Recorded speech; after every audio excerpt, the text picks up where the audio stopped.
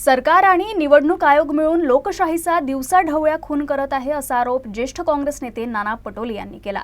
महाधिवक्ता हा सरकारचा माणूस असून जाणून बुजून 50% आरक्षण स्थानिक स्वराज्य संस्था निवडणुकीत देऊन निवडणूक आयोगाला सामोर करायचं आणि मुद्दाम घोळ करायचा ही पॉलिसी आमच्या लक्षात आली आहे असं म्हणून त्यांनी राज्य सरकार, निवडणूक आयोग आणि महाधिवक्तावर निशाणा साधला।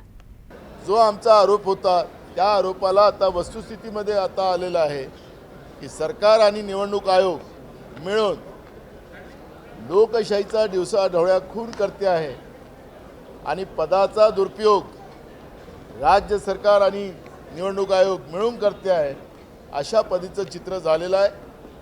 हा विषय आम्ही लोकांमध्ये मांडू, निवडणूक आयोगाच्या साहाय्याने निवडणुका कशा जिंकता येतात ते आपण विधानसभा आणि लोकसभेच्या निवडणुकीत पाहिलेलं आहे। लोकसभेमध्ये हा विषय चाललेला आहे, पण आता स्थानिक स्वराज्य संस्थांमध्ये सुद्धा राज्य सरकार या निवडणुका जिंकण्यासाठी या पद्धतीचं पाप करत असतील, दिवसाढवळ्या खून करत असतील लोकशाहीचा, हे कदापि काँग्रेस पक्ष सहन करणार नाही। हे रस्त्यावरची लढाई विधानसभेतून आता रस्त्यावरची लढाई लढण्याची भूमिका ही काँग्रेस पार्टीची राहणार आहे।